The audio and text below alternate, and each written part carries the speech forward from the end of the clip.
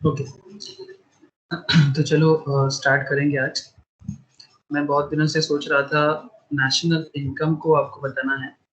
तो बेसिकली देखो national income क्या है। ये नेशनल इनकम का जो टॉपिक मैं बार बार बात करता हूँ, आपको नॉर्मल क्लास में भी, माइक्रो इकोनॉमिक्स में भी हम लोगों ने काफ़ी बार बात की है इस पे। ऐसे देखो इकोनॉमिक्स में अगर हम लोग देखें तो इकोनॉमिक्स का दो पार्ट होता है। इकोनॉमिक्स में दो पार्ट होता है। वन पार्ट इज कॉल्ड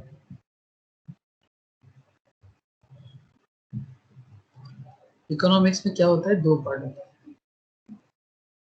एक पार्ट को हम लोग बोलते हैं micro economics,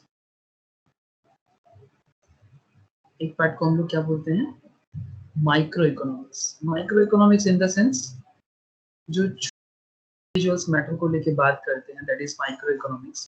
and another part is called macro economics. Macro economics आपको मैं बस इतना सिंपल कहना चाहूंगा, ज्यादा डिटेल्स नहीं जाऊंगा, बिकॉज मेन आपको ध्यान देना है नेशनल इनकम। माइक्रो इकोनॉमिक्स अगर पिलर है ना, ये अगर पिलर है तो ये बिल्डिंग है, मतलब दोनों एक दूसरे के साथ बड़ा कनेक्टेड है। मतलब ऐसा नहीं कि कोई कोई बोलता है ये टफ है ये इजी है, कोई बोलता है ये टफ है ये इजी है, नहीं ऐसा कोई बात नहीं।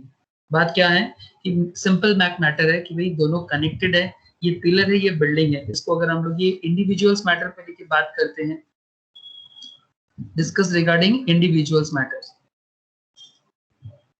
रिगार्डिंग इंडिविजुअल मैटर्स, जैसे कि कोई प्रोडक्ट का दाम क्या होगा, डिमांड क्या है, एनालिसिस क्या है, कॉस्ट क्या है, प्रोडक्शन क्या है, या फिर आपको मैं बता दूं मार्केट के ऊपर बात करते हैं। बट ये क्या करते हैं ना, ओवरऑल बात करता है, एग्रीगेट पे बात करता है, ये एग्रीगेट पे बात करता है। एग्रीगेट मींस टोटल, टोटल में बात करता है मैक्रो। तो आज जो चर्चा है that is NI, that is national income. ये जो नेशनल इनकम है ये भी आपका उसी मैक्रो इकोनॉमिकल फैक्टर्स का ही एक पार्ट है सर। तो चलो मैं आपको उसी पॉइंट पे लेके बात करता हूँ। तो चलो डायरेक्ट बात करते हैं, what is the meaning of national income. तो आप यहाँ पर देख सकते हो नेशनल इनकम का मतलब बड़ा इजी लैंग्वेज में बताया गया है। National income is the money value of all the final goods, the money value of all the final goods and services produced by a country, produced by a country during a period of 1 year. During a period of 1 year, किसी एक साल में कोई एक country जो भी product produce करते हैं। National income consist of a collection of different types of goods and services, collection of different types of goods and services. तो अलग अलग गुड्स हो सकता है, सर्विसेज हो सकता है, ये सब मिला जुला के नेशनल इनकम पूरा साल भर में जो भी चीजें प्रोड्यूस होते हैं उसको एक पर्टिकुलर जगह में अगर देखा जाए तो तब बनता है नेशनल इनकम। तो चलो मैं आपको स्पेशल पॉइंट में बात करूंगा, मतलब नेशनल इनकम को थोड़ा और प्रैक्टिकली समझने के लिए मैं आपको शो करना चाहूंगा। क्या होता है, हर चीज को अगर थोड़ा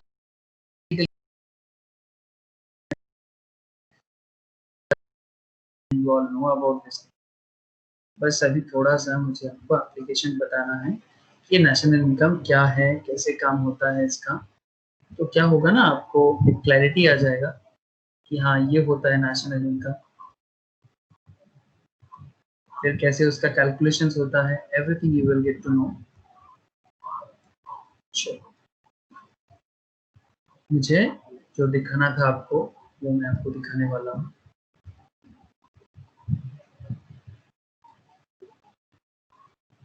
तो आप देख सकते हो यहाँ पर,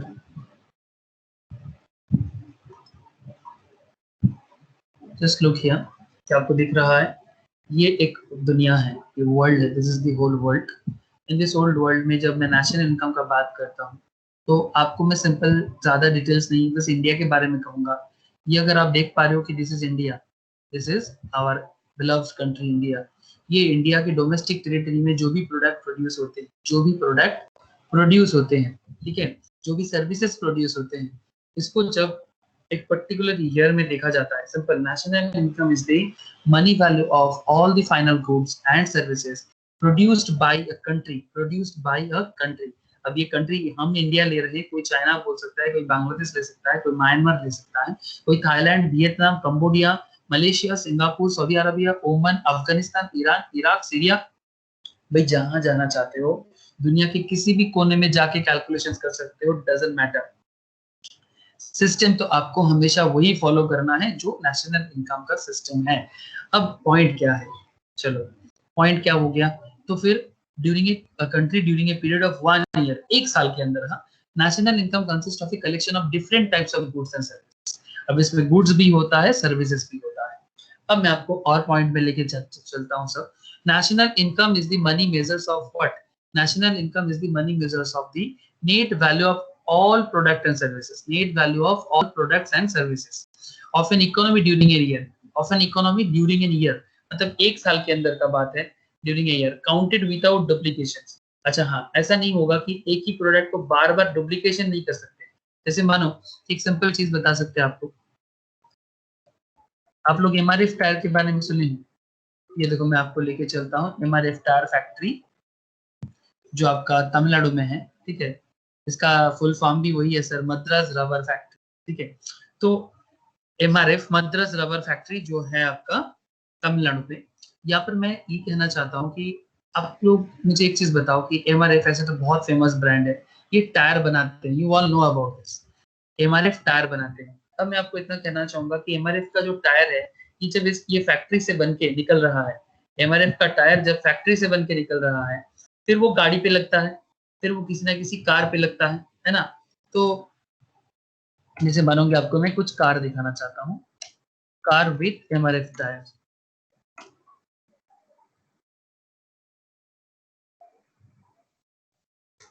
फिर वो डुप्लीकेशन को समझाने के लिए बात कर रहा हूँ मैं। तो कार विथ एमआरएफ टायर का बात अगर मैं करूँ, तो ये देखो, ये एमआरएफ का टायर है, और जब ये एमआरएफ टायर किसी गाड़ी में लग जाता है, जैसे मानो कि ये गाड़ी में एमआरएफ टायर लगा हुआ है, ठीक है। तो ये जो एमआरएफ टायर जो इसमें लगा हुआ है, तो जब ये गाड़ी का दाम काउंट हुआ था, तब भी इसमें हम टायर का प्रोडक्शन, मतलब टायर भी इसके अंदर इंक्लूड था। तो गाड़ी के दाम के अंदर टायर इंक्लूड है, और जब टायर खुद इंडिविजुअली प्रोड्यूस हुआ, तब भी उसका दाम है। तो एक बार टायर एमआरएफ के फैक्ट्री में बन रहा है, तब उसका दाम आप कैलकुलेट कर रहे हो, और उसको एक बार नेशनल इनकम पे सिर्फ एज ए टायर आप इंक्लूड कर रहे हो। प्लीज ट्राई टू अंडरस्टैंड, जब टायर बन रहा है एमआरएफ के फैक्ट्रीज में, जब मैंने आपको लोकेशंस पे चला गया, ये टायर वहां पर बन रहा है, तब उसको आप नेशनल इनकम पे काउंट कर रहे हो। एंड अगेन जब वो टायर गाड़ी पे लगता है, अगेन आप उसको काउंट करते हो। तो डोंट यू थिंक ये दो बार काउंट हो रहा है? तो ये डुप्लीकेशन हो रहा है। एक ही चीज को बार बार करना, दो बार तीन बार आ जाना, मतलब डुप्लीकेट हो रहा है। इसको अवॉइड करना चाहिए नेशनल इनकम कैलकुलेट करने के टाइम पे। आई होप आपको समझ में आ रहा है। और इसको अलग करने के लिए एक मेथड भी लाया गया सर, मेथड डुप्लीकेशन को हटाने के लिए। चलो सर, आपको आगे आगे और पॉइंट समझ में आएगा। After having allotted for depreciation, after having allotted for depreciation, अच्छा अलाउड फॉर डिप्रिसिएशन, अच्छा क्या होता है ना, हर एक फिक्स्ड एसेट्स का ना एक डिप्रिसिएशन होता है, you all know this. Asset होगा तो उसका एक डिप्रिसिएशन होगा। डिप्रिसिएशन का मतलब क्या होता है? नेचुरल वेयर एंड टियर के कारण। डिप्रिसिएशन का मतलब होता है नेचुरल वेयर एंड टियर। तो natural wear and tear in the sense natural wear and tear, मतलब ये प्राकृतिक कारण, मतलब जो नेचुरल रीजंस पे हर एक एसेट का, चाहे वो गाड़ी हो, ठीक है, एवरी एसेट का जो वैल्यू है, एसेट का वैल्यू डिटोरिएट होता है। एक सिंपल एग्जांपल ले सकते हैं, आपके पास क्या मोबाइल फोन है, आप खुद ही अपने पॉकेट में एक बार झांको और देखो तो क्या फोन है। सपोज आपने फोन 1 ईयर बैक लिया था, एक साल पहले, सपोज आईफोन है आपके पास। तो आईफोन अगर 1 ईयर पहले लिया था 70,000 का, तो क्या आज भी वो आईफोन आपका 70,000 में मार्केट में सेल हो जाएगा? लेकिन क्या एक साल में चीजों का वैल्यू इतना गिर गया है? आपको पता है कि अगर आप 70,000 का आईफोन मार्केट में आज बेचने जाओगे, तो 50,000 से ज्यादा कोई आपको पे नहीं करेगा, इससे कम हो जाएगा, फिर भी इससे ज्यादा तो कोई नहीं पे करेगा, बिकॉज टेक्नोलॉजिकल अपग्रेडेशन बहुत होता है। Technological upgradation is a very popular point. तो what is the point sir, what is the catch? क्या चाहिए कि ये जो नेचुरल वेरिएंट ईयर है, जो 70,000 का मोबाइल को 50,000 करके देता है, तो ये बीच का 20,000 कहाँ चला गया? ये बीच का 20,000 फिक्स्ड एसेट्स का डिप्रिसिएशन है। तो ये डिप्रिसिएशन को अलाउ करना है जब हम नेशनल इनकम को काउंट करेंगे। जब हम नेशनल इनकम को काउंट करेंगे, तब हमें डिप्रिसिएशन पे ध्यान देना है, भाई ये डेप्रिसिएशन कहीं छुपा तो नहीं है, तो अगर छुपा हुआ है तो उसको हटाना भी पड़ता है नेशनल इनकम काउंटिंग के टाइम पे, बिकॉज उसका वैल्यूएशन, नहीं तो गलत गलत फहमी हो जाएगा ना। आपको लगेगा कि आपका 70,000 का फोन है, बट मार्केट में बेचने जाओ तो आपको 50,000 से ज्यादा दाम नहीं मिलेगा। तो भाई बीच का 20,000 कौन खा गया? डेप्रिसिएशन खा गया। तो ये डेप्रिसिएशन नेशनल इनकम काउंटिंग के टाइम पे आपको अलाउ करना है। आई होप आप समझ पा रहे हो सर। तो please try to understand this kind of basic matters. यही आपको मेजरमेंट करने में, कैलकुलेशन करने में नेशनल इनकम को काफी हेल्प करेगा। नेक्स्ट पॉइंट 5 में बात करते हैं, both in public and private sectors. Both in public and private sectors, दोनों मैटर में हम लोग नेशनल इनकम काउंट करने के टाइम पे सोचते हैं।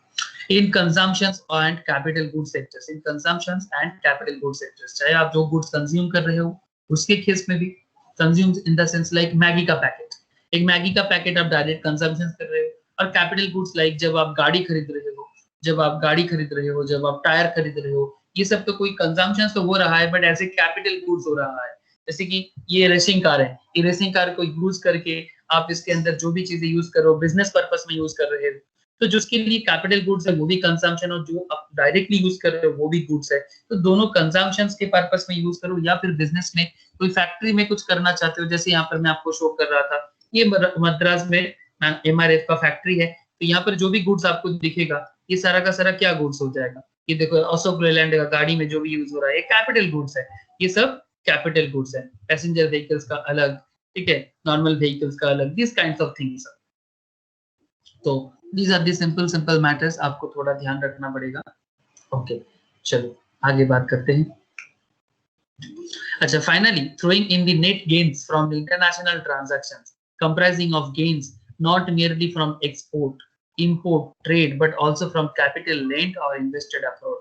मतलब सिर्फ ऐसा नहीं कि आप कोई गुड्स को एक्सपोर्ट इंपोर्ट कर रहे हो, गुड्स को अगर आज अगर कोई गुड्स को एक्सपोर्ट करते हो, जैसे ये अपना इंडिया है, दिस इज आवर इंडिया, ये है ना अपना इंडिया। सर हम लोग साउथ में घूम गए थोड़ा, चलो मैं इसको सीधा कर लेता हूँ ऊपर ताकि आप समझ जाओ।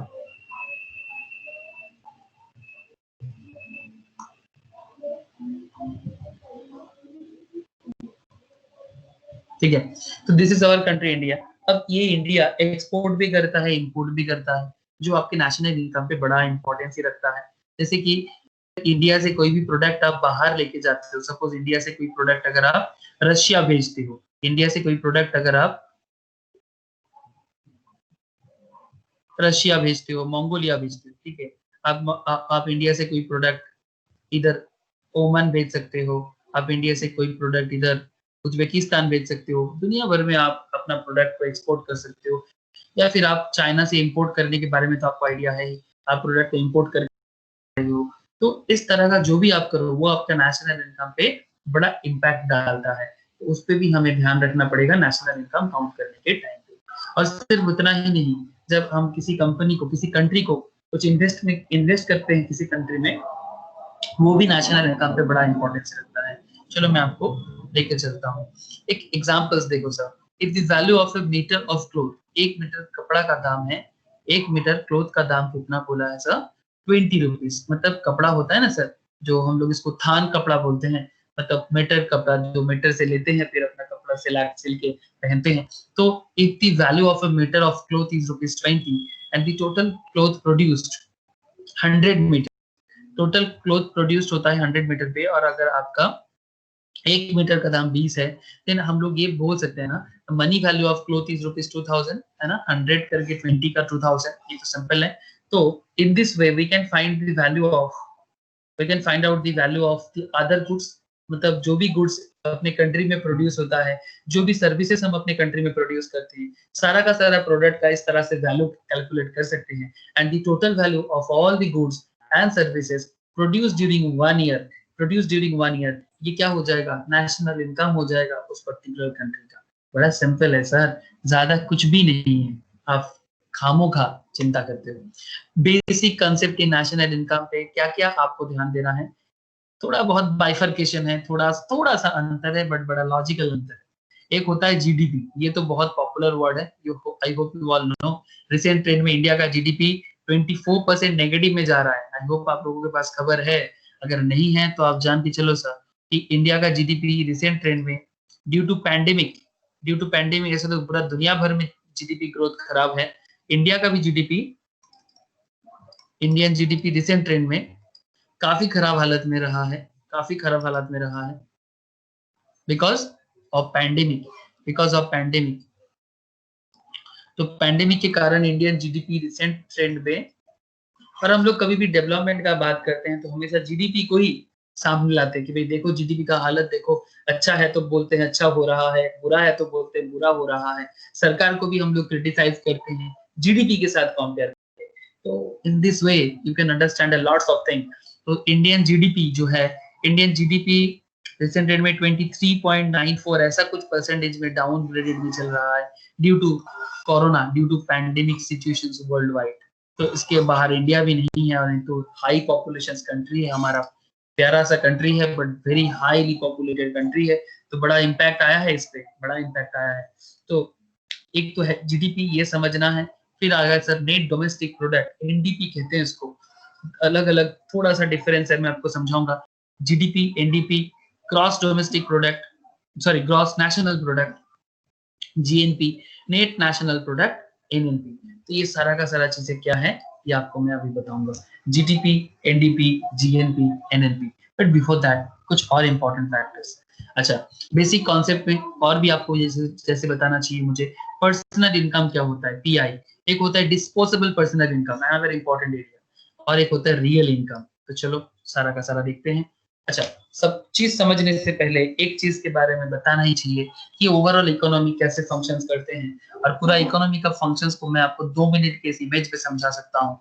इसको कहते हैं sir circular flow of income, circular flow of income. ये एक 4 सेक्टर मॉडल है, नॉर्मली 3 तरह का होता है, एक है 2 सेक्टर्स, एक होता है 3 सेक्टर्स, और एक होता है 4 सेक्टर्स। तो चलो सारा का सारा सेक्टर्स को एक ही साथ लेके बात करते हैं। 2 सेक्टर्स में क्या होता है, सिर्फ हाउस होल्ड और फार्म रहते हैं, ये बीच में जो फाइनेंशियल मार्केट या फिर गवर्नमेंट होता है ना, ये नहीं रहता। और 3 सेक्टर्स में गवर्नमेंट आ जाएगा, फाइनेंशियल मार्केट आ जाएगा, एंड फॉरेन फॉरेन आ जाएगा सर, फॉरेन गवर्नमेंट आ जाएगा, फॉरेन नेशंस आ जाएगा, फॉरेन नेशंस।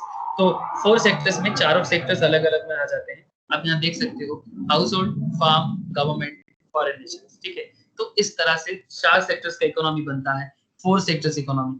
तो एक चीजें मैं आपको बता सकता हूँ, ये सब हम लोग नॉर्मली माइक्रो इकोनॉमिक्स पे बातें करते हैं। हाउस होल्ड बिना फार्म कुछ नहीं, बिना हाउस होल्ड का फार्म कुछ नहीं। Farm in the sense company, farm in the sense company, आपका घर।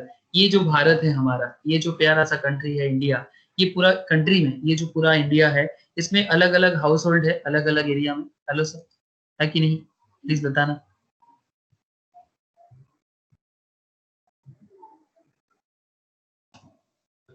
इंडिया में अलग अलग हाउस होल्ड है कि नहीं है?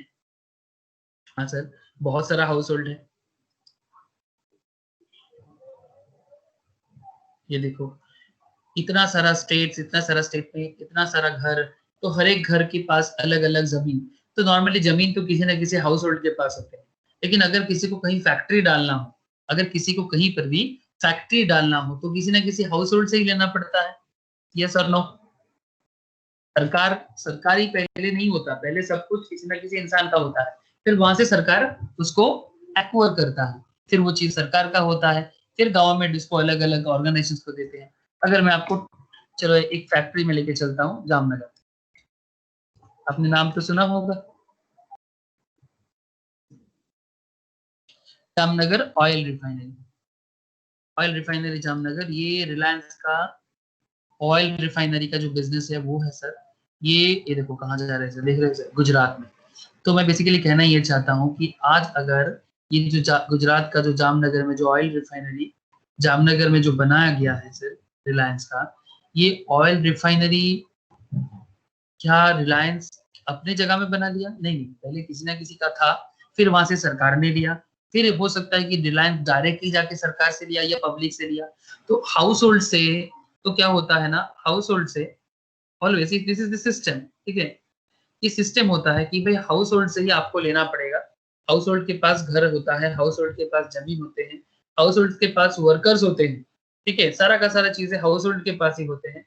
फिर वही हाउस अलग अलग कंपनीज को वो चीज देते हैं जो फार्म बन के हमारे पास आते हैं, और फिर हम लोग वो फार्म क्या करते हैं, प्रोडक्ट को प्रोड्यूस करते हैं, है ना, प्रोडक्ट को प्रोड्यूस करते हैं और फिर हमें प्रोडक्ट बना के सप्लाई करते हैं और फिर हम उन्हीं का प्रोडक्ट खरीदते हैं।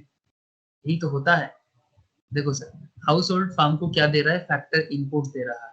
Factor inputs in the sense labour, capital, entrepreneurship, है ना, land, labour, capital and entrepreneurship, ये होता है फैक्टर इनपुट्स। और फार्म मतलब फैक्टर इनपुट्स में हाउस होल्ड फार्म को क्या क्या दे रहा है, हाउस होल्ड फार्म को दे रहा है, चलो हम लोग भी बनाते हैं।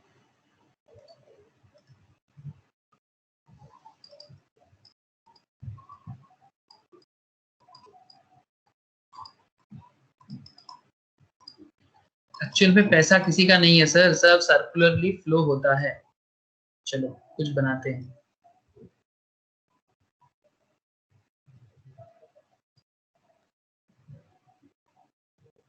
ये एक हाउस होल्ड है, ये क्या है, मैं हाउस होल्ड बनाना चाहता हूँ सर, मुझे हेल्प कीजिएगा।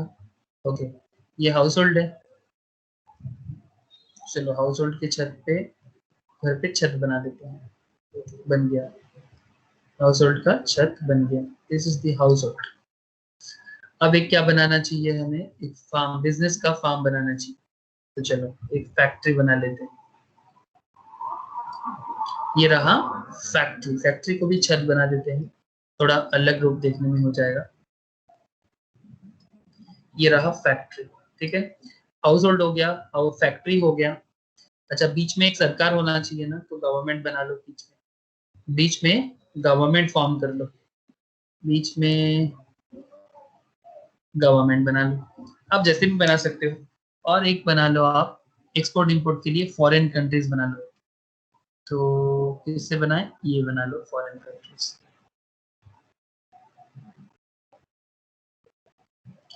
तो फोर सेक्टर मॉडल कैसे काम करता है, हाउस होल्ड से फैक्टर इनपुट्स,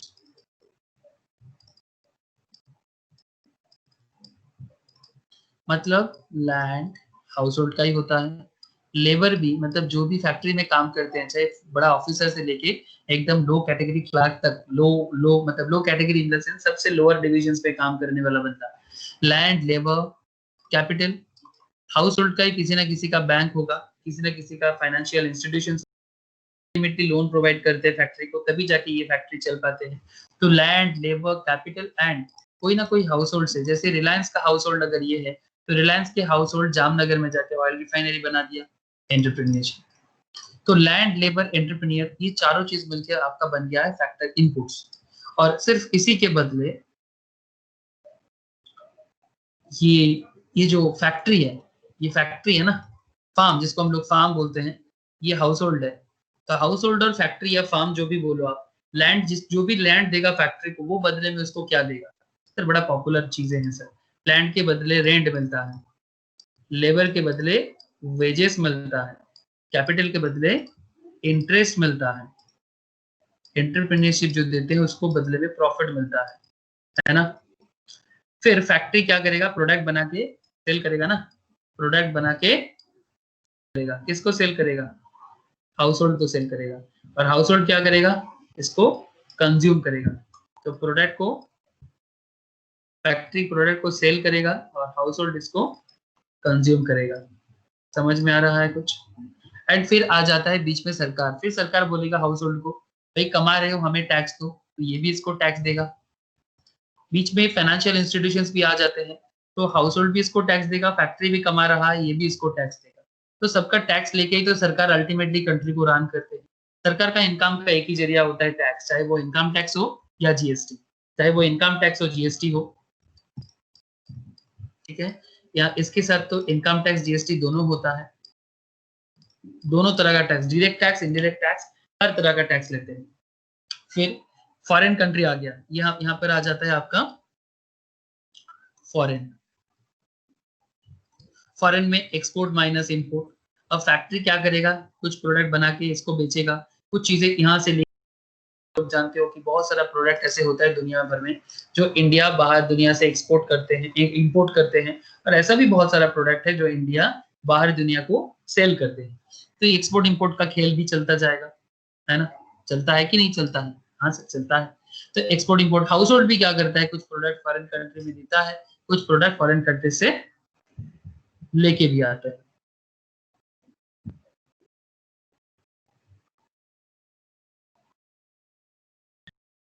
कंट्रीज को देता है, कुछ प्रोडक्ट फॉरेन कंट्रीज से लेके भी आते हैं। अब इस तरह से अगर हम बात करें तो आपको समझ में आ रहा है ना? तो ये रहा आपका बीच का सरकार, ये रहा आपका फैक्ट्री, ये रहा आपका हाउस होल्ड, ये रहा आपका फॉरेन कंट्री। ठीक है, तो इस तरह से house hold, government, factory, foreign country सब के सब मिलजुल के आपका एक 4 सेक्टर्स मॉडल ऑफ इकोनॉमी बना सकते हैं। तो अगर आपको मैं ये जो भी आपने फिलहाल इधर दिखा, तो यही वाला चीज को अगर मैं जो आपको मैं शो कर रहा था वहीं पर थोड़ा सा दिखाऊं तो आपको भी समझ में आ जाएगा। ये देखो, हाउस होल्ड, फार्म, ठीक है, फिर फैक्टर इनपुट्स, ये बदले में फैक्टर पेमेंट्स, मतलब वही रेंट, वेजेस, इंटरेस्ट, प्रॉफिट, वो हो जाएगा फैक्टर पेमेंट्स। फिर हाउस होल्ड जो भी मतलब फार्म जो भी बनाएगा वो बदले में इसको क्या करेगा, गुड्स को इसको सेल करेगा, और ये हाउस होल्ड क्या करेगा, कंजम्पशन करेगा, खर्चा करेगा, फार्म को वापस खर्चा करके देगा, मतलब भाई लो हम तुम्हारा प्रोडक्ट खरीदते हैं। फिर दोनों दोनों अपने अपने तरफ से, फार्म भी टैक्स पे करेगा सरकार को, हाउस होल्ड भी टैक्स पे करेगा सरकार को। गवर्नमेंट हाउस होल्ड को सैलरीज पे करते हैं जो वहां काम करते हैं, और गवर्नमेंट इसको रेमिटेंस करते हैं, कुछ भी अगर सरकार इनको सब्सिडीज वगैरह देता है तो इस तरह का चलता रहता है। और जब फॉरेन कंट्रीज आ जाते हैं तो फॉरेन के साथ हाउस होल्ड का भी एक्सपोर्ट इंपोर्ट चलता रहता है और फार्म का भी एक्सपोर्ट इंपोर्ट चलता रहता है, और सरकार के साथ भी फाइनेंशियल मार्केट के थ्रू से जो भी इन्वेस्टमेंट होता है फॉरेन नेशंस के साथ, आप चाहो तो एडीआर, जीडीआर मतलब American depository bond, foreign depository bond के थ्रू से, या फिर और भी अलग अलग जरिया है। आप लोग जब भी फाइनेंशियल सेक्टर्स के ऊपर और भी पढ़ाई करोगे, जैसे जो लोग हमारे यहाँ पर स्टॉक मार्केट पढ़ते हैं या फिर एनआईएसएम का पढ़ाई करते हैं, वो लोग और बहुत अच्छे तरह से इसको समझ पाते हैं कि किस तरह से फॉरेन मार्केट में इन्वेस्टमेंट होता है। आप इकोनॉमिक्स में बस इतना जान के चलो कि भाई फॉरेन कंट्रीज में हम लोग इन्वेस्टमेंट कर सकते हैं, फॉरेन कंट्री भी हमारे कंट्री में इन्वेस्ट कर सकते हैं। तो इसी तरह से एक circular flow of income 4 sectors model एक सबसे लंबा चौड़ा सेक्टर्स है, और इसी सेक्टर्स पे पूरा का पूरा इकोनॉमी रन होता है। आई डोंट थिंक कि अगर आपको circular flow of income clear है तो आगे नेशनल इनकम पे आपको कोई दिक्कत होगा। I hope is it fully clear to all. Okay, अगर कोई डाउट हो तो पूछना जरूर, बट फिलहाल 2 मिनट ड्रिंक्स ब्रेक, फिर मैं आपको आगे और भी पॉइंट्स है इंपॉर्टेंट बात करते हैं।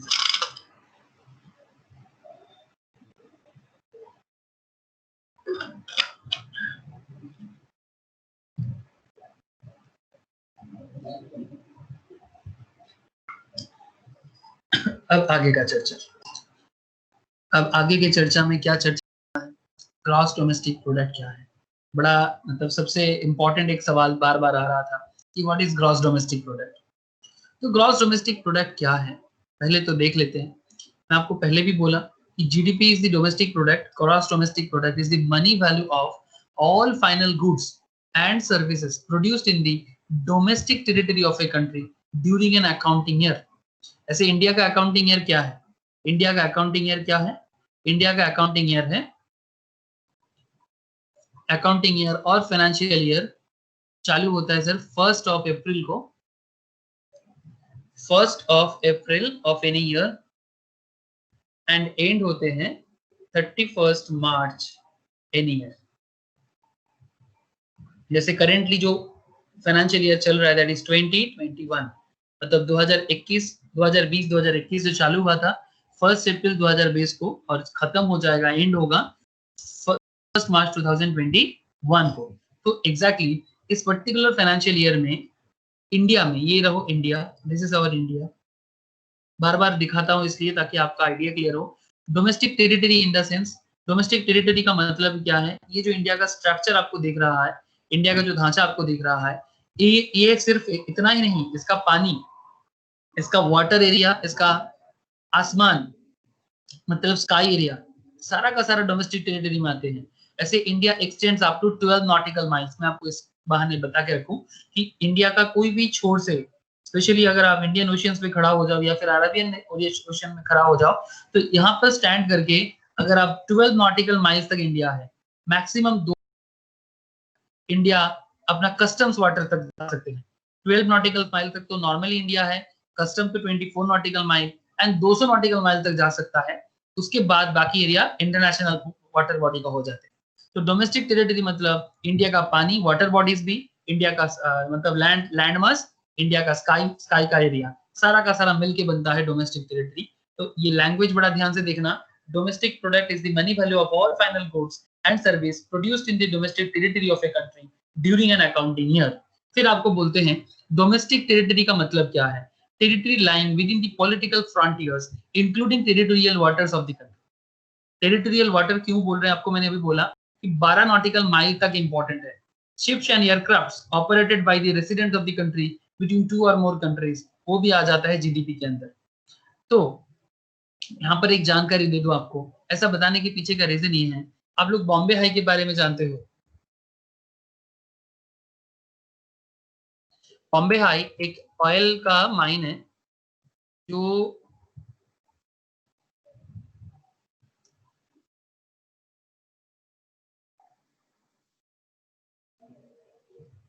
समुंदर में है सर। ये देखो, देख रहे हो सर? ये बॉम्बे हाई फील्ड का ऑफिस में चला गया था शायद, ये ऐसा ही देखने में है एक्चुअली। ये बॉम्बे हाई का जो आपका समुद्र के ऊपर बॉम्बे हाई मतलब जहां पर ऑयल माइंस है, मुंबई हाई फील्ड, यहाँ से तो एग्जैक्टली ऑयल का एरिया है, वो भी समुद्र के बीचों बीच में होता है। मैं गया था उधर थोड़ा सा कभी घूमने के लिए, तो उधर जाके मैंने देखा था बेसिकली ऐसा कुछ एरिया में था, मुंबई से थोड़ा सा बाहर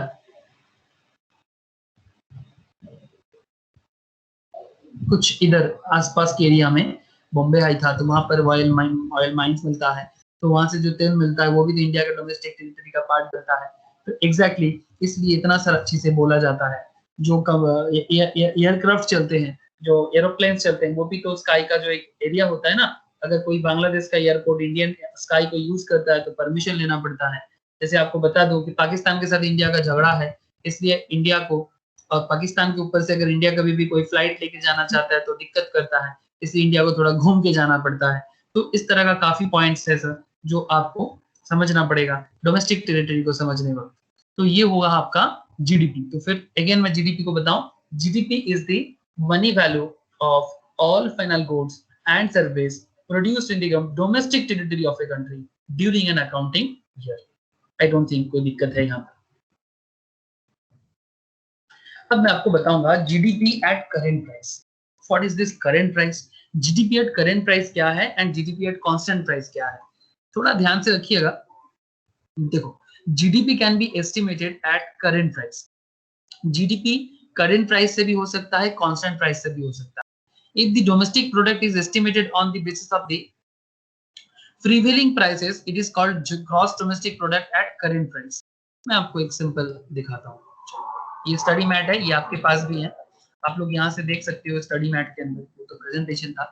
तो ये देखो GDP at constant price and GDP eight current price, दिख रहा है ना सब?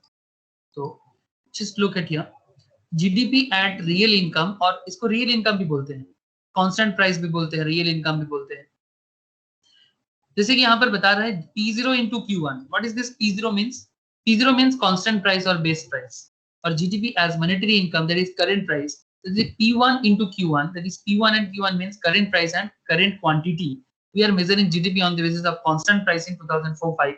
4-5 भी हो सकता है, मतलब currently India base price 4-5 use करता है या 10-11 यूज करता है, ठीक है। बेस प्राइस दो है। अब बेस प्राइस और करंट प्राइस में डिफरेंस क्या है कि एक होता है बेस, एक होता है, मैं बेस बताता हूँ या कांस्टेंट बताता हूँ।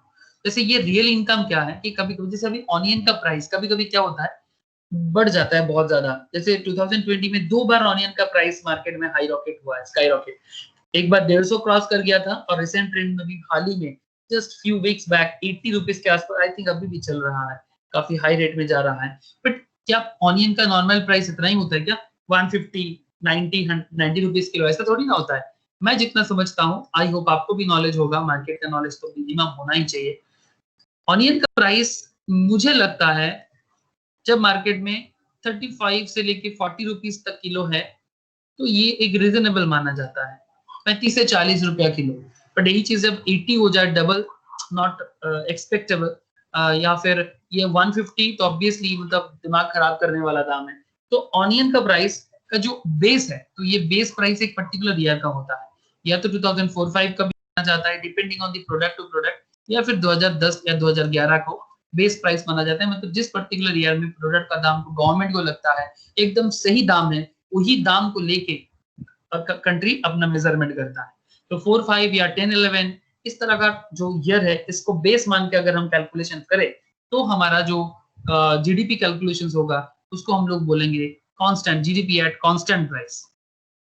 ठीक है, तो बेस को मान के चलें, जैसे P0 मींस कांस्टेंट प्राइस और बेस प्राइस। तो जैसे 2004-5 को अगर बेस मान के कैलकुलेशंस कर रहे हैं 2020 में, तो 2004-5 या 2010-11 जो भी बेस गवर्नमेंट हमें अलॉट करता है कि भाई इसको बेस मानो। जैसे हम लोग कभी कभी करते हैं ना कि भाई ये जो करंटली, मैं आपको बार बार बोल रहा हूँ कि प्याज का दाम जो चल रहा है, ऑनियन का प्राइस जो 80 है, क्या अभी करंट में दाम करे तो ऑनियन का प्राइस 80 है, बट क्या रीजनेबली 80 चलता है? नहीं, मैक्सिमम टाइम पे 40, 35, 45, 50 के अंदर चलता है, तो वो उसका रीजनेबल है। तो जो रीजनेबल है उसको बेस मानता है, तो वो बेस का जो एक ईयर है वो मेंटेन करना होगा।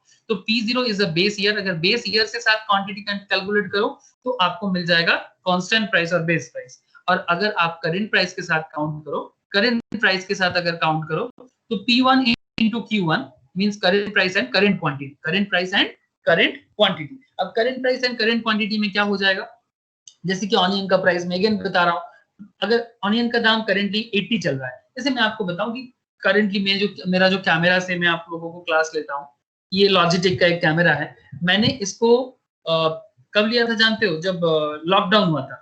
अब लॉकडाउन में हर एक इलेक्ट्रॉनिकल गुड्स ब्लैक में बिक रहा था, तो मैंने भी उसी टाइम पे लिया। तो वो नॉर्मल में उसका दाम है, लॉजिटेक का जो मैंने लिया, आई थिंक 930 कुछ है, लॉजिटेक का वेबकैम। तो मैंने लिया लॉकडाउन में। लॉकडाउन को अगर मैं मार्केट प्राइस समझू, लॉकडाउन में मार्केट प्राइस उसका है 20,000, 21 मैंने लिया था। एकदम भयंकर टाइप का दाम ले लिया था, जरूरत था तो लेना पड़ा। लॉकडाउन में मार्केट प्राइस 21,000 रियल रेट है उसका। मतलब अगर मैं उसका रियल बताऊं आपको, जो रियल या बेस, उसका बेस प्राइस है 7,000 से 8,000, मैक्सिमम 10,000 का दाम होना चाहिए उसका। तो बेसिकली लॉकडाउन में मैंने उसका मार्केट प्राइस से काउंट किया। तो अगर उसी टाइम पे अगर मार्केट प्राइस से आप जीडीपी कैलकुलेट करो, अगर उस टाइम पे लॉजिटेक ने 10 लॉजिटेक का कैमरा सेल किया, तो 10 इंटू 21,000 करके कितने का वैल्यू हो रहा है, और रियल में उसका कितना होना चाहिए। इधर होता है 1,00,000, उधर होता है 2,10,000, मतलब काफी फर्क दिख रहा है आपको। तो इस तरह से आप समझ पा रहे हो ना कि करंट प्राइस और बेस प्राइस क्या इंपैक्ट डालते हैं। ये देखो, जीडीपी एज मॉनेटरी इनकम का मतलब है करंट प्राइस से जब कैलकुलेशंस होता है, P1 into Q1, जहां P1 का मतलब है करंट प्राइस और क्वांटिटी मतलब करंट क्वांटिटी, और P0 एंड Q1 मतलब क्वांटिटी तो करंट है बट प्राइस जो है वो पुराना है। मतलब पुराना इन द सेंस जो नॉर्मली नेचुरली रहते हैं, बेस को मान के चलना पड़ता है, तो वो हो जाएगा। तो दोनों तरीके से होता है। तो नॉर्मली जीडीपी एट रियल जो है इसको ज्यादा अहमियत दिया जाता है, लेकिन करंट जो है उसका भी एक अपना एरिया है। इससे पता चलता है कि बेस से करंट में कितना डिफरेंस हो रहा है। ठीक है सर, तो this is the simple thing, GDP at constant price and GDP at current price. I hope आपको क्लियर हुआ है। जीडीपी, अच्छा, GDP at constant and current मैंने दोनों आपको एक ही साथ समझा दिया। अभी मैं आपके साथ बात करूंगा एनडीपी पे। What is this NDP? NDP क्या है? Net domestic product. बस क्या है ना, जीडीपी को हटाओ भाई, जीडीपी से डेप्रिसिएशन को हटा दो। अगर आप जीडीपी से डेप्रिसिएशन को हटा दोगे ना, तो आपको एनडीपी मिल जाएगा। While calculating GDP, no provision is made for depreciation. अब जीडीपी कैलकुलेशन तो ग्रॉस है, समझ में आ रहा है, ग्रॉस अमाउंट है, तो ग्रॉस के अंदर डिप्रिसिएशन इंक्लूड होते हैं। तो नो, इसलिए आपको डिप्रिसिएशन का जो प्रोविजंस आपको अलग से बनाना चाहिए, वो आपने अगर नहीं किया, डिप्रिसिएशन होता है ना एसेट का, तो एसेट का डिप्रिसिएशन अगर होता है क्योंकि वो रियल है। जैसे मैं आपको समझाया था कि अगर आपके पास एक 10,000 का या 70,000 का आईफोन है, तो आज तो आपको एक साल पहले अगर आप 70,000 में लिए थे, अभी थोड़ी ना आपको 70 में मिलेगा, या आप अगर मार्केट में सेल करोगे तो 70 में मिलेगा, 50 मिलेगा, तो 20,000 कहाँ चला गया? डेप्रिसिएशन में चला गया। तो while calculating GDP, no provision is made for depreciation allowance, also called capital consumption allowance। depreciation का दूसरा नाम है, याद रखिएगा, capital consumption allowance। मतलब अगर कोई कैपिटल गुड्स को आप यूज करते हो और उसको कंज्यूम करने के लिए आपका जो उसका जो वैल्यू में जो कमती आता है कैपिटल गुड्स का यूज के कारण, जैसे आपके घर पे कोई अलमीरा है, आपके घर में कोई फर्नीचर्स है, तो जिस दाम पे आप खरीदे थे क्या वही दाम होगा? एक्सेप्ट एंटिक प्रोडक्ट, हाँ, एक्सेप्ट एंटिक प्रोडक्ट, एंटिक का वैल्यू ज्यादा होते हैं, that's a different issue. But ये कोई एंटिक नहीं है, नॉर्मल प्रोडक्ट है। आपके घर में कोई स्कूटर है, बाइक है, जो दाम पे आप खरीदे थे क्या आज भी वही दाम है? भाई आपने यूज किया तो वैल्यू तो कम होगा ना। सिंपल सिंपल लॉजिक लगाओ ना, इतना भी कोई टफ नहीं है। तो जीडीपी से भाई डिप्रिसिएशन या कैपिटल कंजम्पशन अलाउंस को हटाओ। In such a situation gross domestic product will not reveal complete flow of goods. तो जीडीपी आपको कंप्लीट फ्लो ऑफ गुड्स नहीं समझाते या सर्विस को नहीं समझाते, तो फिर आपका एनडीपी क्या हो जाएगा? तो फिर आपका एनडीपी हो जाएगा a part of this therefore set aside in the form of depreciation allowance. When depreciation allowance is subtracted from the GDP we get NDP. तो एनडीपी का फॉर्मूला क्या हो जाएगा? GDP minus depreciation. तो एक चीज मैं आपको बस रिक्वेस्ट करूंगा, इसको एज ए फॉर्मूला मत रटो, इसको समझो, तो फॉर्मूला अपने आप तय हो जाएगा।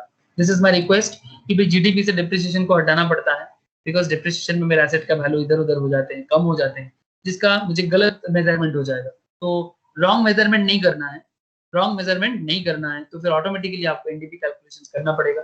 तो इसको आप क्या कहोगे? डिप्रिसिएशन हटा दोगे तो, या फिर कैपिटल कंजम्पशन अलाउंस भी कह सकते हो इसको। तो NDP, okay, net domestic product, okay. Net domestic product अगर आपको समझ में आ गया, अब आपको मैं नेशनल प्रोडक्ट समझाऊंगा। बिकॉज एक टाइम आएगा जब आपको नेशनल टेरिटरी क्रॉस करके बाहर का प्रोडक्ट भी अंदर लाओगे और अंदर का प्रोडक्ट भी बाहर भेजोगे।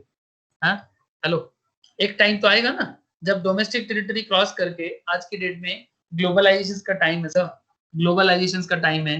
तो ग्लोबलाइजेशन में क्या हो रहा है? बाहर का चाइना का प्रोडक्ट इंडिया में आ रहा है, इंडिया का प्रोडक्ट ईरान में जा रहा है, ईरान से प्रोडक्ट इंडिया में आ रहा है, यूरोपियन प्रोडक्ट इंडिया में है, अमेरिकन प्रोडक्ट्स इंडिया में है, इंडिया का प्रोडक्ट अमेरिका में है। आप समझ सकते हो मैं क्या बताना चाहता हूँ? ये है आपका यूएसए, इनके साथ इंडिया का अच्छा खासा बिजनेस चलता है। दुबई, सऊदी अरेबिया नेशन से हमारे पास बहुत सारा तेल आते हैं, हम भी सऊदी अरेबिया को बहुत सारा प्रोडक्ट देते हैं। तो जैसे ये नेशनल मैटर आ जाता है ना, मतलब तब सिर्फ डोमेस्टिक टेरिटरी नहीं, अब इंटरनेशनल मैटर आ रहा है। तो जब इंटरनेशनल मैटर आ जाएगा तो आपको ध्यान रखना है, तो तब क्या करना है? It can be derived by subtracting depreciation allowance from GNP. अब आप ग्रॉस नेशनल प्रोडक्ट से डिप्रिसिएशन को हटा दो, ग्रॉस नेशनल प्रोडक्ट से आप डिप्रिसिएशन को हटा दो, तो आपको मिल जाएगा NNP, net national product. It can also be found out by adding net factory income from abroad to the net domestic product. जो भी आपका एनडीपी होगा, जो भी आपका नेट डोमेस्टिक प्रोडक्ट जो भी बनेगा, अब उसके साथ ऐड कर दो net factory income from abroad. अब net factory income from abroad मतलब बाहर का लोग जो इंडिया से कमा के लेके जाएगा, बाहर का लोग मतलब जो फॉरेनर्स है, वो इंडिया में आके इंडिया में कमा रहा है, इंडिया में इनकम कर रहा है, तो इंडिया इनको पे करता है। और इंडियंस जब कुछ भी चीज बाहर से इनकम करके लाते हैं, तो उन इंडिया का इनकम और बाहर वाले को इंडिया अपना पेमेंट जब करता है, तो इन दोनों का जो एक नेट इफेक्ट होता है उसको कहते हैं NFIA, net factor income from abroad. मतलब अगर मानो कि हम लोग बहुत ज्यादा एक्सपोर्ट करके कमा रहे हैं, तो बाहर बाहर से इनकम ला रहे हैं, और जब इंपोर्ट कर रहे हैं तो बाहर वाले को पेमेंट कर रहे हैं, है ना। तो इन दोनों का जो नेट इफेक्ट है that is called NFIA, net factor income from abroad. तो ये कैलकुलेशंस पे आपको रखना चाहिए। तो एनएनपी कैलकुलेट करने का दो तरीका, या तो ग्रॉस नेशनल से डिप्रिसिएशन को हटाओ तो आपको एनएनपी मिलेगा, नेट नेशनल प्रोडक्ट मिलेगा, या फिर एनएनपी का एक दूसरा तरीका भी है, एनडीपी जो आपका है नेट डोमेस्टिक के साथ नेशनल को ऐड कर दो भाई, लेकिन नेट करके करना, मतलब जो आप फॉरेनर्स को दे रहे हो, पेमेंट कर रहे हो, उसको लेस करना है जो आप फॉरेन से इनकम करके ला रहे हो उससे। प्लीज पॉइंट को गौर कीजिएगा। तो एनएनपी इक्वल्स टू हो गया NDP plus NFIA, that is net national product. Okay, अब मैं आपसे बात करने वाला हूं national net national product at factor cost और national income. Exactly national income का सबसे बेस्ट मतलब सबसे बेस्ट मान सकता हूं मैं आपको, एकदम कंप्लीट एक डेफिनेशन है ये। नेशनल इनकम का कंप्लीट डेफिनेशन आप बोल सकते हो, एनएनपी एट फैक्टर कॉस्ट और नेशनल इनकम। अब एनएनपी एट फैक्टर कॉस्ट क्या है? NNP at factor cost is the volume of commodities, जो भी कमोडिटीज एंड सर्विस मतलब goods and service turn out during an accounting year counted without duplications. आपको duplication कि आप MRF tyre को एक बार फैक्ट्री से निकाल रहे हो तब काउंट कर रहे हो, फिर गाड़ी पे लगा रहे हो तब गाड़ी के दाम पे काउंट कर रहे हो। एक एमआरएफ टायर का अगर दो एक जोड़ा मतलब एक टू टू टू मतलब एक जोड़ा जिसको हम लोग बोलते हैं ना मल्टीपल में दो दो एक साथ काउंट करते हैं, चलो एक ही मानते हैं। एक एमआरएफ टायर का मैंने 10,000 मान के चल रहा हूँ, चलो 15,000 मान के चलता हूँ। तो जब आप एमआरएफ टायर को 15,000 काउंट कर रहे हो अलग से नेशनल इनकम काउंटिंग करने के टाइम पे, अगेन जब आप गाड़ी के अंदर लगा रहे हो फिर आप चार एमआरएफ टायर का 20,000 करके 80,000 का अलग से काउंट कर रहे हो, तो डबल काउंटिंग हो रहा है। तो डबल काउंट नहीं करना है, प्लीज ट्राई टू अंडरस्टैंड, उसको हटाना है। जब गाड़ी का कैलकुलेशंस में, जब गाड़ी का कैलकुलेशंस होगा ना, गाड़ी के अगर अंदर टायर हो रहा है तो पुराना जो टायर का अलग से कैलकुलेशन हुआ था वैल्यू, नॉर्मल टायर इतना टायर एमआरएफ बनाया है तो 80,000 का टायर एमआरएफ ने बनाया, तो गाड़ी के दाम से एमआरएफ का जो पुराना इंटरनल दाम है, इसको हम लोग बोलते हैं सर इंटरनल एडिशंस, ठीक है, वैल्यू एडिशंस, उसको हटा देना चाहिए। नहीं तो क्या हुआ ना, डुप्लीकेशंस में आपका वैल्यू गलत निकलेगा, आपका वैल्यू गलत निकलेगा। तो अल्टीमेटली मैं आपको जो कहना चाह रहा हूं that is NNP at factor cost or national income is defined as the sum of domestic factor incomes and net factor income from abroad. If NNP figures, अच्छा सॉरी मैंने थोड़ा सा एक्सटेंड कर दिया था। NNP at factor cost is the volume of commodities and service turned out during an accounting year counted without duplications. It can also be defined as the net value added at factor cost, जो भी net value addition हो रहा है factor cost में in an economy during an accounting year. NNP at factor cost or national income is defined as the sum of domestic factor income and net factor income from abroad. If NNP figure is available at market price, we will subtract indirect taxes and add subsidies to the figure to get NNP at factor cost or national income of the economy. चलो sir, ये चीज को मैं अगर आपको थोड़ा formula wise बताऊं तो NNP at FC, NNP FC मतलब NNP at factor cost equals to national income equals to factor income domestic मतलब FID plus NFIA, net factor income from abroad. FID factor income earned in the domestic territory of the country and net factor income from abroad, NFIA का मतलब होता है। इसको थोड़ा details में बोलते हैं। चलो देखते देखते हम लोग नेशनल इनकम का एकदम फाइनल डेफिनेशंस में ही पहुंच गए। ये वाला पॉइंट पे थोड़ा गौर करना, 7 number point, NNP at factor cost और national income is defined as the sum of domestic factor incomes, मतलब देश के अंदर कोई भी जो भी इनकम हम लोग करते हैं, सम ऑफ डोमेस्टिक फैक्टर इनकम मतलब इंडिया के अंदर, इंडिया के डोमेस्टिक टेरिटरी में जो भी कमाते हैं, and net factor income from abroad मतलब फॉरेनर्स को जो भी पेमेंट कर रहे हैं और फॉरेन से जो भी इनकम करके हम ला रहे हैं, इनका जो नेट इफेक्ट है इनको जोड़ना है। इफ NNP MP मतलब net national product at market price, आपको पता है मार्केट प्राइस का मतलब क्या है, मैंने आपको ऑनियन से ही समझा रहा था। अगर मार्केट में ऑनियन का दाम 80 चल रहा है तो मार्केट प्राइस हो गया, अगर बेस प्राइस से बात करें तो करंट प्राइस हो गया। तो NNP eight market price figure is available, अगर मार्केट प्राइस का फिगर अवेलेबल है, वी विल सब्सट्रैक्ट, क्या करना है हमें, इनडायरेक्ट टैक्सेस को लेस कर देना चाहिए। इनडायरेक्ट टैक्सेस मतलब जीएसटी वगैरह अगर कुछ भी है तो हटा देना चाहिए, और सरकार से अगर कोई सब्सिडीज मिलता है तो उसको ऐड कर देना चाहिए ताकि हमें फैक्टर कॉस्ट मिल जाए। बिकॉज इनडायरेक्ट टैक्स तो सरकार को हम पेमेंट करते हैं तो इसलिए वो गलत तरीका दिखा सकता है। इसलिए अगर हमें कॉस्ट देखना है तो इनडायरेक्ट टैक्स को हटाओ और सरकार जो सब्सिडी दे रहा है उसको ऐड करो जो इनकम है देश के लिए। तो इनडायरेक्ट टैक्स को हटाना है बिकॉज वो पब्लिक ही दे रहा है और सब्सिडीज जो सरकार दे रहा है, तो दोनों को इनडायरेक्ट टैक्स एंड सब्सिडीज को लेस और ऐड करने के बाद हमें क्या मिलता है, NNP FC और नेशनल इनकम इनकम। तो net national product at factor cost यही होता है नेशनल इनकम का सबसे बेस्ट मतलब डेफिनेशंस, ठीक है। ऐसे तो सारा का सारा ही नेशनल इनकम का डेफिनेशंस है, जीडीपी भी नेशनल इनकम का डेफिनेशंस है, एनडीपी भी नेशनल इनकम का डेफिनेशंस है, जीएनपी भी डेफिनेशन है, नेट नेशनल प्रोडक्ट भी डेफिनेशन है, एनएनपी एट फैक्टर कॉस्ट और नेशनल इनकम भी उसका डेफिनेशन है, बट ये सबसे बेस्ट माना जाता है। फैक्ट यहाँ पर आप फॉर्मूला में बार-बार बताऊंगा आपको, NNP FC equals to net national income NNY NY और एफआईडी, नेट नेशनल इनकम या factor income in domestic territory of a country, और उसके साथ क्या जोड़ना है आपको, NFI, net factor income from abroad. तो दोनों तरीके से हो सकता है। अगर एनएनपी मार्केट प्राइस में दिया हुआ है, एनएनपी एमपी बोल के दिया हुआ है, तो आपको उससे इनडायरेक्ट टैक्स को लेस करना है और सब्सिडीज को ऐड कर देना है, तो आपको मिल जाएगा एनएनपीएफसी। नॉर्मली एनएनपीएफसी में पहुंचने का सिंपल तरीका है एफआईडी प्लस एनएफआईडी, मतलब नेट नेशनल इनकम जो रहेगा वही होता है एफआईडी, ठीक है, factor income in the domestic territory. उसके साथ आपको जो भी आप फॉरेन से इनकम करके लाओगे और जो भी फॉरेनर को पेमेंट करोगे उसका जो नेट इफेक्ट है दोनों जोड़ देना। और अगर एनएनपी एमपी फॉर्मेट में रहे तो उसकी उससे आपको इंडायरेक्ट टैक्स को हटा देना चाहिए और सब्सिडीज को ऐड कर देना चाहिए। चलो सर मैं आपको एकदम समरिटी के लिए समझा देता हूँ फॉर्मूला वाइज।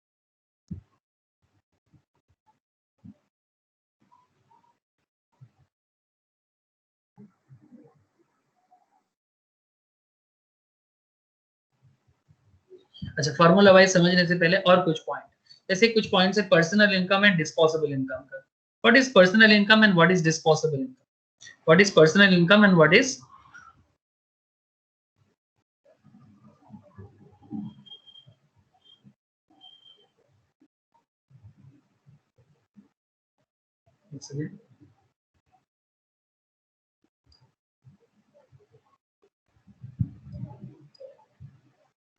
पर्सनल इनकम क्या है और डिस्पोजेबल इनकम क्या है? Disposable personal income are two concepts of national income very commonly used in advanced countries. Personal income may be defined as the current income of persons or households. ठीक है, मतलब personal income and disposable income को ना, वो दोनों ही personal income ही है, पर दूसरा दो तरीका है। सिंपल है, पर्सनल इनकम में क्या होता है, personal income can be defined as the current income of person और household from all services. Personal income is not a major of production. Personal income को कभी प्रोडक्शंस में यूज नहीं किया जाता। डिस्पोजेबल इनकम क्या है? डिस्पोजेबल इनकम का मतलब होता है कि भाई सरकार को कुछ पेमेंट तो करना है, आपने पर्सनली इनकम किया, बहुत अच्छा किया, बट अभी आपको गवर्नमेंट को कुछ पे करना है, तो सरकार को क्या करते हैं, टैक्स पे करते हैं। तो all personal income is not at the disposal to be spent on consumptions. Individuals have to pay personal direct taxes to the government. सरकार को पेमेंट करना पड़ेगा उसको। They are free to spend only after payment of taxes. मतलब सरकार को tax देने के बाद ही आप खर्चा करने के लायक हो, ठीक है। आपको जो भी पर्सनली खर्चा करना है आप कर सकते हो, पर पहले सरकार का पेमेंट कर दो भाई। तो इसी को कहा जाएगा डीपीआई, मतलब डिस्पोजेबल पर्सनल इनकम। तो जब भी आपको डिस्पोजेबल इनकम कैलकुलेट करने बोले, पर्सनल इनकम से आप पर्सनल डायरेक्ट टैक्स को हटा देना, ठीक है।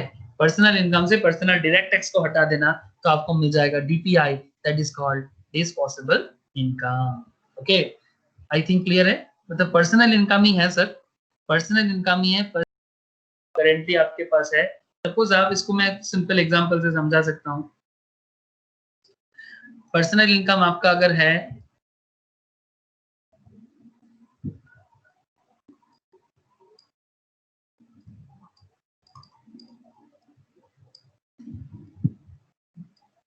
$12 लाख, सपोज आपका पर्सनल इनकम है 12 लाख, ठीक है। तो अगर आपका पर्सनल इनकम 12 लाख है, तो आप मुझे एक चीज बताओ कि आपको, ये पर्सनल इनकम है आपका, अब सरकार को कितना पेमेंट करना है, टैक्स टू गवर्नमेंट। इंडिया के हिसाब से बता रहा हूं, up to 2.5 lakh nil, greater than 2.5 lakh to 5 lakh at the rate of 5%, greater than 5 lakh to 10 lakh, slab wise चलता है sir, 20% and greater than 10 lakh at the rate of 30%। तो इस वे देखा जाए तो 2.5 लाख तक इनकम है तो कोई टैक्स देना नहीं पड़ता। 2.5 लाख से 5 लाख का डिफरेंस होता है, 2.5 लाख का 5% ये हो जाएगा आपका 12,500।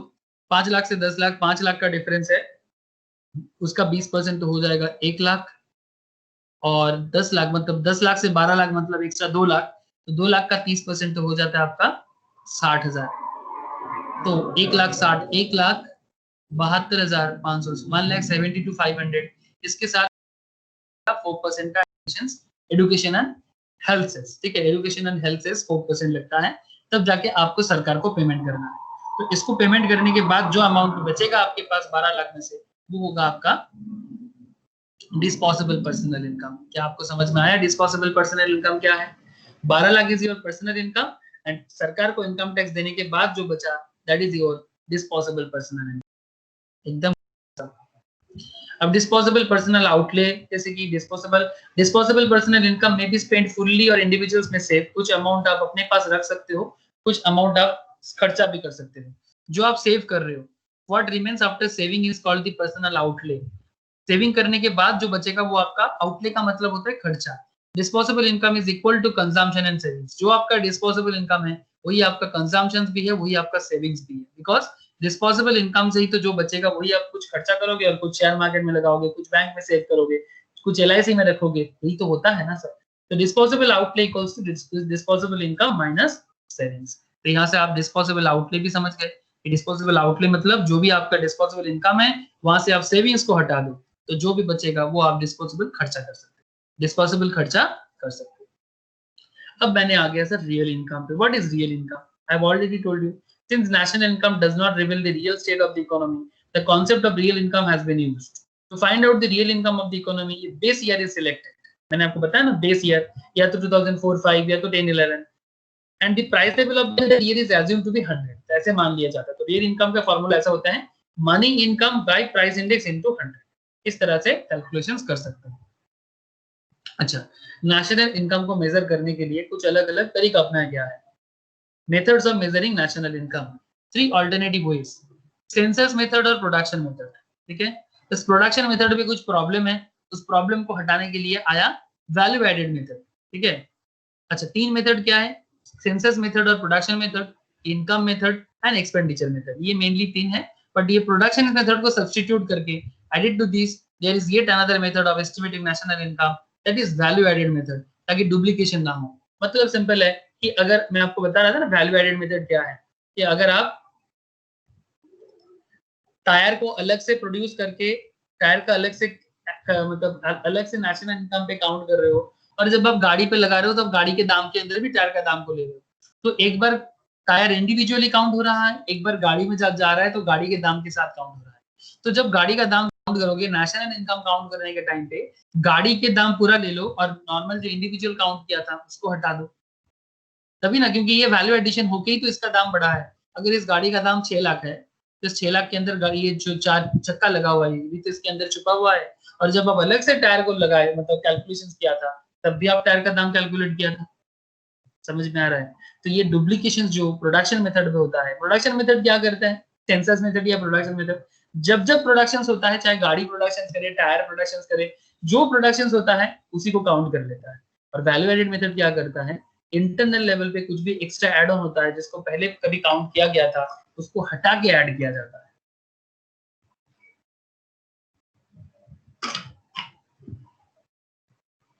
प्रोडक्शन मेथड और वैल्यू एडेड मेथड का डिफरेंस आपको मैं समझा सकता हूँ।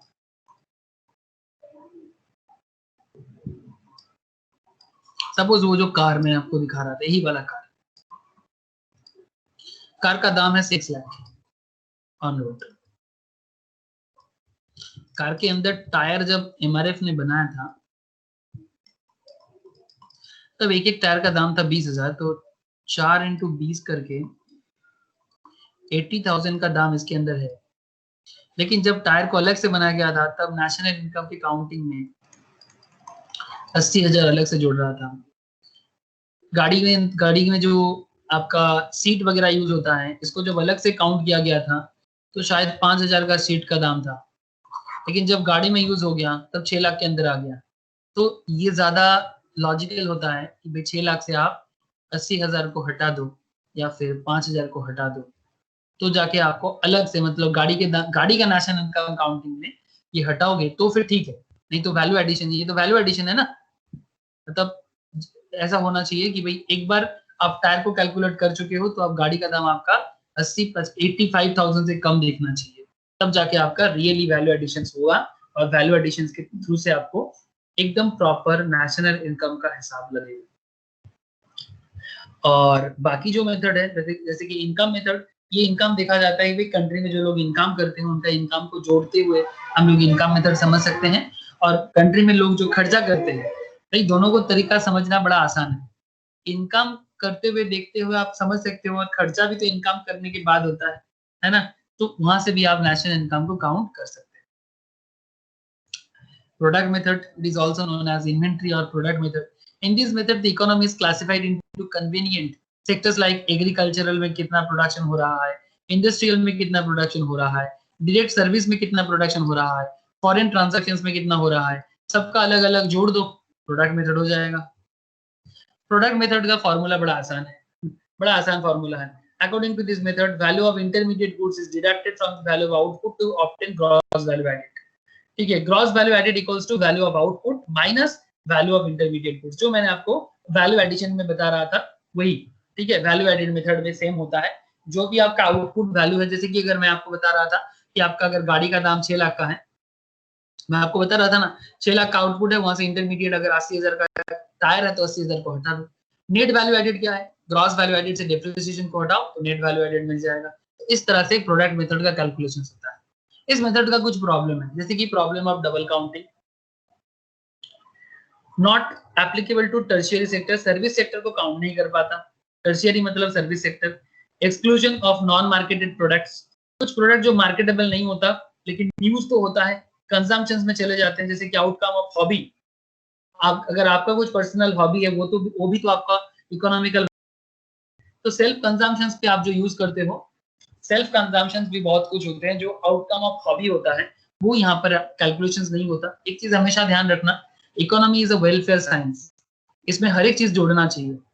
बट बहुत केस में जो चीज मार्केटेबल नहीं है, लेकिन फिर भी जैसे कि गार्डनिंग, आपके घर में कोई अच्छा गार्डन है, जो गार्डन देखने के लिए हम लाखों खर्चा करके गार्डन भी देखने जाते हैं, कोई कश्मीर जाते हैं मुगल गार्डन देखने, कोई अलग अलग एरिया में गार्डन विजिट करते हैं, बट अगर आपके घर में ही गार्डन है तो फिर आपको कहीं विजिट करने का जरूरत भी ना भी हो सकता है, बिकॉज वो जो गार्डन देख के जो मन में जो शांति मिलता है, जो आपको जो सेटिस्फेक्शन देता है, उसके लिए भी तो खर्चा होता है, तो वो खर्चा करने की जरूरत नहीं पड़ता। एग्जैक्टली जो हॉबी हॉबी के ऊपर भी डिपेंड करके आपका सेल्फ कंजम्पशन होता है, बट वो काउंटिंग करना मुश्किल हो जाते हैं प्रोडक्शन में। सेल्फ कंजम्पशन का आउटपुट प्रोड्यूसर में consume part of his production, है ना? जो खेती करता है वो पूरा का पूरा मार्केट में नहीं लेके जाता, कुछ कुछ चावल, कुछ गेहूं, कुछ आटा अपने घर पे भी रख लेता है। एग्जैक्टली वो यहाँ पर नहीं आता है। ये कुछ लिमिटेशन है प्रोडक्ट मेथड का। आई होप क्लियर हो रहा है। फिर आ जाता है इनकम मेथड, सिंपल है। Net income derived bye all the citizens of the country, मतलब पूरा कंट्री का जो भी सिटीजन है वो जितना कमाते हैं पर्टिकुलर ईयर में, total net rents, net wages, net interest, net profit, जो भी इनकम करने का जगह है। सर क्या क्या इनकम कर सकते हो? या तो रेंट रेंट मतलब भाड़े देके रेंट कमा रहे हो, या तो फिर सैलरी या वेजेस से कमा रहे हो, या तो किसी को लोन पे पैसा देके इंटरेस्ट पे कमा रहे हो, या तो बिजनेस करके प्रॉफिट कर रहे हो। बस, और तो कोई जरिया नहीं है, फिर और कोई जरिया होता ही नहीं है, समझ लो। तो इनकम का जरिया को जोड़ दो तो इनकम मेथड हो जाएगा। It is the income earned by the factors of production of the country. Factors of production मैंने आपको बताया था ना, land, labour, capital and entrepreneurship. Land के बदले रेंट, लेबर के बदले वेजेस, कैपिटल के बदले इंटरेस्ट, और एंटरप्रेन्योर के बदले प्रॉफिट। प्रोसेस क्या है? Economy is divided on the basis of income group such as wage, salary earners, rent earners, profit earners. Income of the group is added included income from abroad and undistributed profit, वो भी include किया जाता है। तो income earned by foreigners and transfer payment made in the year are subtracted. अगर कुछ transfer payment जैसे कि सरकार ने कभी किसी को ट्रांसफर पेमेंट करता है, जैसे जो विडो है, विडो को कुछ पेमेंट किया जाता है कि भैया उनको बैठे बैठे ही पेमेंट किया जाता है। तो फॉरेनर्स जो भी इनकम करके लाते हैं या फिर कुछ ट्रांसफर पेमेंट सरकार करते हैं, जो ऐसे ही खाली फिली पेमेंट कर रहा है, बदले में वो कुछ कर नहीं रहा है। जैसे बेकार भाता, बेकार इन द सेंस जो लोग अनएम्प्लॉयड है उनको कुछ सब्सिडी दिया जा रहा है, ऐसा खर्चा को सरकार को लेस करना चाहिए, है ना? क्योंकि वो सरकार का इनकम नहीं है रे बाबा। ठीक है, फॉर्मूला देख लो इनकम मेथड का। Gross national product equals to wages plus salaries plus rent plus interest plus dividend, है ना? अरे भाई शेयर मार्केट में इन्वेस्ट करोगे तो डिविडेंड मिलता है ना कंपनी में। Undistributed corporate profits, mixed incomes, direct taxes, indirect taxes, depreciations, net income from abroad, सारा का सारा जोड़ो, इनकम मेथड आ जाएगा। इस मेथड का कुछ प्रॉब्लम भी है। Ignores the non monetized section of the economic activities. Non monetized in the sense, जैसे कि फार्मर्स जब अपने जमीन में काम करते हैं तो वो अपना कुछ इनकम नहीं कर दिखाते। तो farmers and family working in their own field, अगर हम अपने ही घर में काम करते हैं तो आप अपना इनकम शो नहीं करते। जो फार्मर्स है वो जो अपने खेती में काम करते हैं, वहां से कोई इनकम जनरेट नहीं करता, बस फसल लेके घर में अपने रख लेता है, लेकिन उसका काउंटिंग नहीं होता। तो ये प्रॉब्लम है। Exclusion of non monetary income ignores the non monetized section of economic activities. Exclusion of non marketed service, जैसे कि माँ या घर में माँ बहन या बीवी लोग फैमिली को जो सर्विस देते हैं, उसका भी तो एक इनकम होना चाहिए। आपको पता है मानसी चिल्लर, मानसी चिल्लर कौन है जानते हो? मिस वर्ल्ड था सर।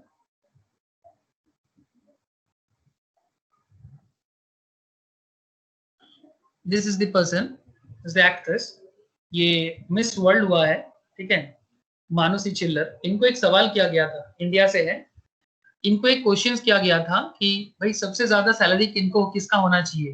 तो इनका इतना स्मार्ट जवाब था कि सबसे ज्यादा सैलरी तो माँ को होना चाहिए।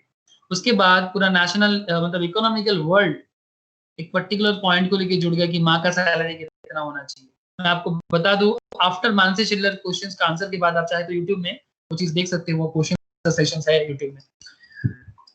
आफ्टर दैट पूरा इकोनॉमिकल वर्ल्ड माँ का सैलरी कैलकुलेशन किया, मदर सैलरी की। एक माँ घर के लिए जो करती है सारा दिन, मिनिमम कितना सैलरी होना चाहिए, मिनिमम, मैक्सिमम बहुत कुछ हो सकता है। मिनिमम सैलरी एक माँ का जो भी जॉब है सारा दिन घर में वो जो भी करते हैं, 40,000 पर मंथ मिनिमम। आगे से माँ को कोई काम करने से पहले माँ को 40,000 पेमेंट करना, फिर माँ को बोलना माँ पानी दे के जाना, माँ मेरा बिस्तर उठा देना, माँ मेरा टिफिन रेडी कर, माँ मेरा डिनर रेडी कर देना, माँ मेरा लंच रेडी कर देना। समझ रहे हो? कुछ भी करो, 40,000 पेमेंट करो। प्यार मोहब्बत बाद में, हक नहीं मिलता माँ को, बीवी को जो मतलब सेल्फलेस काम करते हैं उनको अपना हक नहीं मिलता। इकोनॉमी उसको भी काउंट करना चाहिए, और वो काउंट नहीं कर पाते। ये सब मैं अकेला नहीं बोल रहा हूँ सर, इकोनॉमिक्स बोल रहा है। आई होप आप समझ पा रहे हो। तो एग्जैक्टली, तो exclusion of non marketed service, people undertake a particular activity that is difficult to ascertain in money value, जैसे कि mother service to the family. ये सब इनकम मेथड का कुछ लिमिटेशंस है। एक्सपेंडिचर मेथड, ये भी बहुत सिंपल है भाई, लैंड के बदले रेंट जो दे रहा है वो उसके लिए खर्चा है, वही फैक्टर एक्सपेंस, ठीक है, factor expenditure. The total expenditure incurred by the society in a particular year is added together to get that year's national income. Components of expenditure क्या होता है? Personal consumption expenditure, net domestic investment, government expenditure and net foreign investment. Personal खर्चा, domestic खर्चा, सरकार का खर्चा, foreign का खर्चा, सब कुछ मिला जुला के एक्सपेंडिचर मेथड का काउंट नहीं किया जाता है। इसका एक प्रॉब्लम यही है कि बार्टर सिस्टम में अगर कुछ होता है वो इग्नोर हो जाता है। बार्टर मतलब समझते हो ना, हाथी के बदले घोड़ा, किसी की चीज के बदले एक्सचेंज में जो होता है, किसी भी चीज के बदले जो होता है वो चीज का यहाँ पर काउंटिंग करना, एक्सपेंस को काउंट करना मुश्किल हो जाता है। इग्नोर ओन कंजम्पशन, आप जो खुद कंज्यूम करते हो उसका खर्चा काउंट करना मुश्किल हो जाते हैं। एंड इन्फ्लेशन के कारण जो खर्चा में अप डाउन होता है, इन्फ्लेशन मतलब समझते हो ना, महंगाई सर, चीजों का दाम, आज जो चीज 100 का है कल वो चीज 110 120 का हो जाता है, ठीक है। तो अगर इन्फ्लेशन बहुत हाई है तो मुश्किल हो जाएगा काउंटिंग करना कि खर्चा कितना हो रहा है। फॉर्मूला देख लो। अच्छा, वैल्यू एडेड तो मैंने पहले ही बोल दिया। नेशनल इनकम को मेजर करने का कुछ डिफिकल्टीज है। एक, नॉन मोनेटाइज्ड ट्रांजैक्शंस, मतलब जो नॉन मोनेटाइज्ड है उसको कैसे मोनेटाइज करोगे, है ना। जैसे कि service generated out of love, courtesy, kindness, इसको काउंट करना मुश्किल है। अनऑर्गेनाइज सेक्टर, जो सेक्टर्स अनऑर्गेनाइज्ड है, एग्रीकल्चरल, तो कोई हिसाब किताब प्रॉपर्ली मेंटेन नहीं होता, बिकॉज इंडिया में लोग इतना पढ़ा लिखा खेती वाला नहीं है, फार्मर्स नहीं है। जो सेक्टर्स अनऑर्गेनाइज्ड है उसका हिसाब करना मुश्किल है। Multiple source of earning, part time activity, मतलब इसको रिकॉग्नाइज करना मुश्किल हो जाते हैं। Categorisation of the goods and service, goods and service पे अलग अलग कैटेगरी क्रिएट करना वो क्लियर नहीं है। इनएडिक्वेट डेटा, डेटा भी क्लियर नहीं है, lack of adequate reliable data, ये सब नेशनल इनकम को मेजर करने का कुछ डिफिकल्टीज है। नेशनल इनकम का इंपॉर्टेंस तो आपको, it is an index of economic activity and an instrument of economic planning. National income accounting indicates the growth of the economy in terms of income and output. National income statistics help the policymakers to frame policies to achieve full employment and rapid economic growth. Ultimately, national income से economy का mirror का पता चलता है, economy किधर जा रहा है, कंट्री का परफॉर्मेंस कैसा हो रहा है, सारा का सारा खेल का जो अल्टीमेट इफेक्ट है वो नेशनल इनकम से हमें पता चल जाता है। एक बार बस देख लीजिएगा कुछ मैथमेटिकल समरीज जो इतना देर से हम लोग फॉर्मूला देख रहे थे, एक बार फॉर्मूला देख लो। GNP at market price minus depreciation. अगर आप एनएनपी एट मार्केट प्राइस में पहुंचना चाहते हो, national net national product at market price, NNP MPP कहते हैं इसको, तो इसको कैलकुलेट करना बड़ा आसान है। जीएनपी एट मार्केट प्राइस से डिप्रिसिएशन को हटाओ, जीएनपी एट मार्केट प्राइस से बस डिप्रिसिएशन को हटाओ तो नेट मिल जाएगा ना। अरे भाई ग्रॉस से डिप्रिसिएशन हटाने से ही नेट मिलता है। बस मार्केट अपने अपने जगह में है, यहाँ भी मार्केट है, यहाँ भी मार्केट है, सिंपल।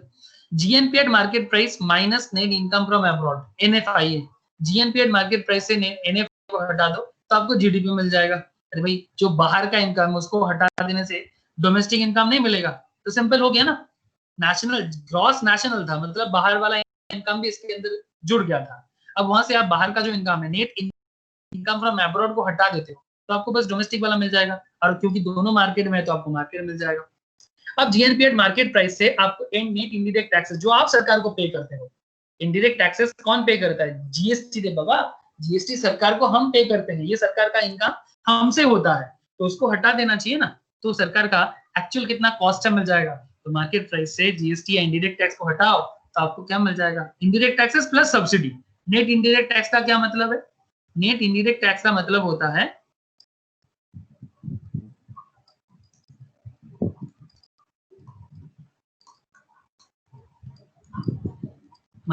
है कि जो भी इनडायरेक्ट टैक्स मतलब जीएसटी जो हम पे करते हैं माइनस सब्सिडी जो हमें सरकार देते हैं, ठीक है, दोनों को एडजस्ट करके जो होता है उसको नेट इनडायरेक्ट टैक्स कहते हैं, ठीक है।